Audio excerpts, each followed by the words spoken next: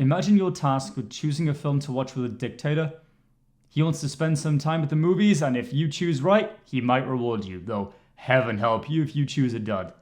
That's what I'm going to be doing. I'm going to be going down the iceberg of all your favorite despots and seeing what film I would choose to watch with them.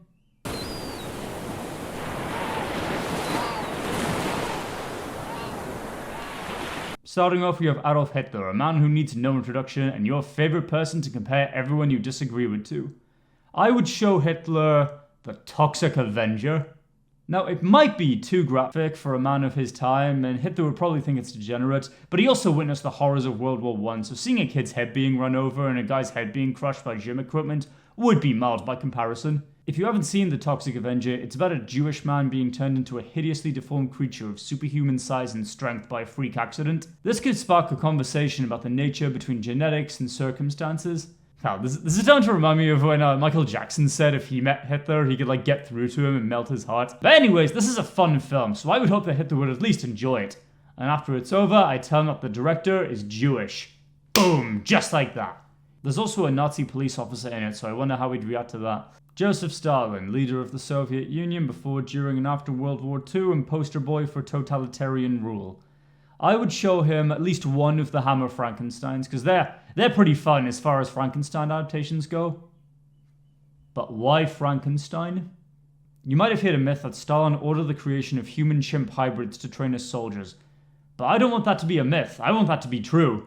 So watching Peter Cushing mad science his way through Hammer's bombastically loose take on Mary Shelley's novel might inspire Stalin to do this in real life, because a human chimpanzee army would be wizard. Vladimir Lenin, the leader of the Russian Revolution and the first premier of the Soviet Union. I would show him shock treatment. First of all, I'd be curious to see how Lenin would enjoy a musical comedy.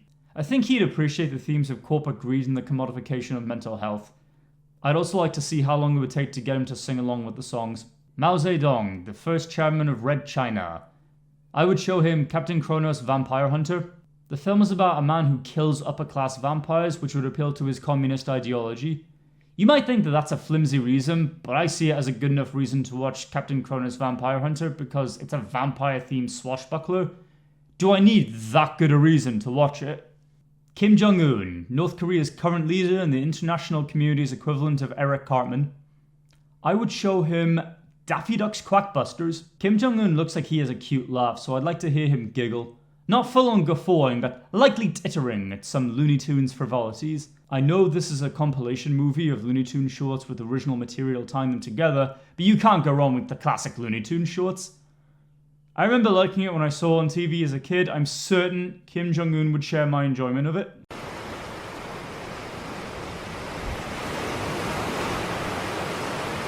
Moving down the iceberg, we have Benito Mussolini, conqueror of Abyssinia and former dictator of Italy. With him, I'd go with Wild Strawberries.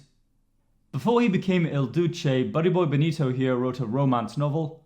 That suggests he had more emotional intelligence than other entries on this iceberg, and thus is more likely to enjoy something more subdued and cerebral like Wild Strawberries. Mussolini might feel contemplative about his own life at the end of the film, and maybe he'd feel generous towards me, you know? The man had a pet lion cub. I'm sure he'd have a trinket lying around that he'd want to give to me to say thanks for showing him Wild Strawberries. Saddam Hussein. Even though he was the dictator of Iraq, I'll always know him as the real antagonist of South Park, Bigger, Longer, and Uncut. And I would put on Inframan for him. The reason why is Inframan seems like a combination of his interests. The man was into wrestling and his homes would have these fantasy paintings in them. That gives me reason to suspect he would be into watching spandex suit knobheads bouncing around kicking 10 tons of shit out of demons invading the world. Muammar Gaddafi, the larger-than-life leader of Libya. It's gotta be Jewel of the Nile. Jewel of the Nile is the sequel to Romancing the Stone, so I'd have to make it a double bill. But I definitely want to show him Jewel of the Nile because the main antagonist of it is clearly inspired by Gaddafi. So I'd like to see the real Gaddafi's reaction to how he was perceived by American filmmakers. Romancing the Stone and Jewel of the Nile feel like ideal summer movies to me. They go so well with a summer's day and they leave you in a good mood afterwards, so Gaddafi won't feel too sore towards me if he's unhappy with his fictional counterpart. Kim Jong-il, previous leader of North Korea and another target of Trey Parker and Matt Stone with Team America World Police. I would show him The Grinch, the one with Jim Carrey. While personally I prefer the 1960s version of How the Grinch Stole Christmas, I haven't seen that much evidence that Kim Jong-il was into animation. So I'd hope Jim Carrey's performance would win him over, since that's what carries the picture, let's be honest. I want golf clubs, I want diamonds, I want a pony so I can ride around twice, get bored and sell to make glue. Best case scenario, Kim sees parallels between himself and the Green Curmudgeon and delivers food and other goods to his people. Better case scenario, he gets inspired to kidnap a director and force him to make his own holiday classic, like he actually did in real life with the South Korean filmmaker. Yes, really. Bashar al-Assad, the only entry on this iceberg who's been deposed from power but is still on the loose. He can have Guest House Paradiso, which is based off the British sitcom Bottom. His wife was born in Britain and would have been a teenager when this was on TV. It's such a famous show, it wouldn't surprise me if she ever brought it up around Bashar. So I'd show him this to give him an idea of what she was talking about. Since he was deposed last year, this might encourage him to move to the UK, and then I could write and direct a sitcom starring him and his family where they adjust to life here. We're gonna fill our house with happiness, but we'll smother the blues with tenderness. Judge Galloway could be the annoying neighbour who's always roping them to zany get-rich-quick schemes.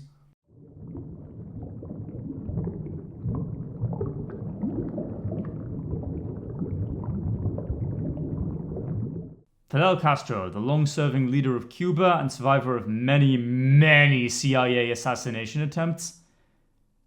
I'd go with basketball for him. Fidel Castro was a fan of both baseball and basketball, so what better to watch with him than a zany comedy about a new game that combines the two?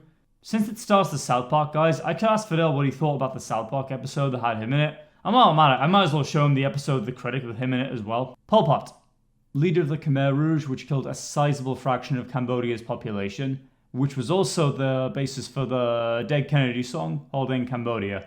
I would sit that little fella down and show him freaked. Really, I'd find any excuse to show someone freaked because it's one of the most overlooked comedies ever made. I don't care if it's Pol Pot I'm showing it to, as long as I'm showing it to someone. There's a scene so funny, I had to rewind it because I was laughing so much, and that almost never happens. And it was at a joke that involved a child being threatened with an electric drill, and I think Pol Pot would appreciate that. Francisco Franco, Spain's fascist leader. I would take him on a marathon of the Gamera movies to influence him to not be so boring, because he was the boring fascist. He only met Hitler once, and the footage is so funny if you know what happened next. Hitler sees Franco go off the train, and he's smiling and rubbing his hands. They talk for 9 hours after, and sometime later, Hitler told Mussolini he'd rather have 3 or 4 of his teeth pulled out than speak with Franco again. So a Gamera marathon would inspire Franco to be less dull. Imagine showing this to someone born in Spain in the 1890s. Idi Amin, mass-murdering president of Uganda in the 1970s and star of that gif you might have seen of a jolly man laughing on a boat on a river. The film for him would have to be Roman Polanski's version of Macbeth. Idi Amin expressed a lot of anti-British sentiment during his time as president of Uganda, and even referred to himself as the conqueror of the British Empire and the true king of Scotland. As someone from Britain, I would give him the notion that I've got no hard feelings with him over that, and a film about a man whose ambition drives him to seize the throne of Scotland would appeal to him. I'd show him the version directed by Roman Polanski from the 1970s because that one's extra violent compared to other Macbeth adaptations I've seen, and that would appeal to him, I'm sure of it. The British are my best friends. I wish I understood that actually. Kim Il-sung. Since he's the original leader of North Korea and pretty much formed a country in his own image, nothing could be more appropriate than Kick-Assia. Kick-Assia is a film made by the Channel Awesome crew back in the heyday of online reviewers. Those of you who are chronically online in the late 2000s and early 2010s will remember this film about reviewers who invade a micronation and establish their own state. At best, the story of a bunch of goof-offs starring their own country might convince Kim to lighten up when founding his own government. If not, the very concept of online reviewers invading a micronation would be so baffling to him that having to explain it all to him would be entertaining enough. After turning Rhodesia into Zimbabwe in the early 1980s, Robert Mugabe went on to win every election in Zimbabwe all the way up until 2017, usually by a landslide. What a statesman he must have been. So, I'd show him Attack of the Killer Tomatoes, and definitely the sequels, which I think are funnier than the original. When Mugabe took over Zimbabwe, he had soldiers, but not much else. He got rid of the white farmers who knew how to work the farms, which caused a famine. The antagonist in the 3 sequels is Professor Gangrene, who tries to create an army of killer tomatoes. This humorous fusion of might and produce might subconsciously influence Mugabe to invest into producing food, as well as having an army to impose his will on his country.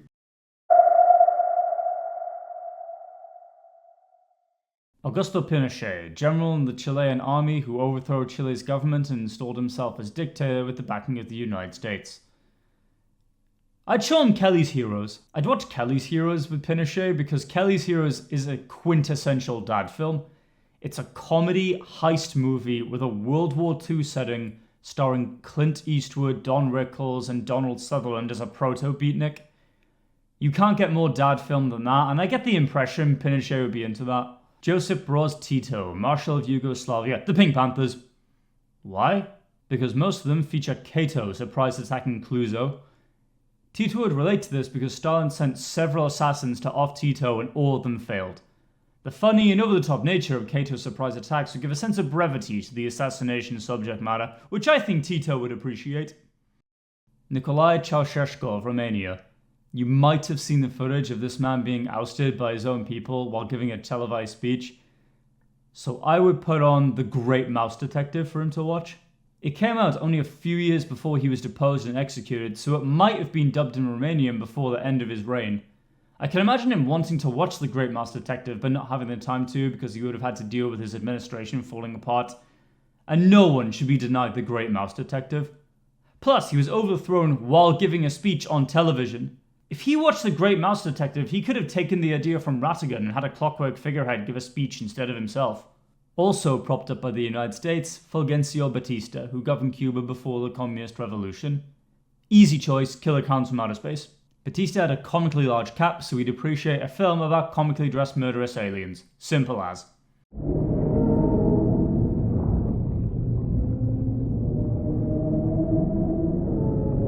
And now we make our way down to the lowest depths of the iceberg, starting with Antonio de Oliveira Salazar, who was dictator of Portugal for pretty much all of the mid-20th century. And my selection for him would be Dragon Ball Curse of the Blood Rubies. Hispanics love Dragon Ball, so there's an immediate appeal right there. But on top of that, one of the main themes of Dragon Ball Curse of the Blood Rubies is greed, with the film's lead antagonist being a greedy tyrant. This relates to how Salazar ran Portugal as a corporatist dictatorship and put the boot into several African countries during Portugal's colonial war. This would be my best shot at giving him a change of heart. Mobutu Sese Seko, the Congolese dictator with the iconic leopard print hat. And I would present to him Ridley Scott's Hannibal. I know it's not the best of the Hannibal films, but I'd show him this one because he wanted to promote African identity, giving himself and places African names rather than Western ones, and banned outside influences such as Western clothing. So I would show him Hannibal and tell him it's about the North African general Hannibal of Carthage, and I would see how long it would take for him to figure out it's not about him, but rather Hannibal Lecter. Because I'd find that funny. Manuel Noriega, both installed and deposed by the US in the 1980s. It's a recurring theme here. Anyways, the Supergrass. Manuel Noriega was like if a drug kingpin was dictator of Panama. So he'd like a comedy about a man who becomes an informant for useless police looking for drug smugglers. I'm guessing he didn't watch much or any British comedy, so this would be a breath of fresh air for him. Francois Duvalier, also known as Papa Doc, the Haitian president for life who practiced voodoo. So yeah. Ritual. The film is wretched, but that's why I'd show it to him. I would listen to him list off all the things the film gets wrong about voodoo. I would hope that this would get me a reward because deep down I think a lot of these dictators just wanted someone who would listen. Mengistu Haile Mariam, leader of Ethiopia and responsible for both a genocide and a famine. This guy was just a dick, so I'd show him The Exorcist 2: The Heretic. I'd confuse him and not tell him that it's a sequel. I would partially cover the title of the DVD or Blu-ray with my hand and say, let's finally watch The Exorcist, and watch him get all excited. And then when he's not looking, and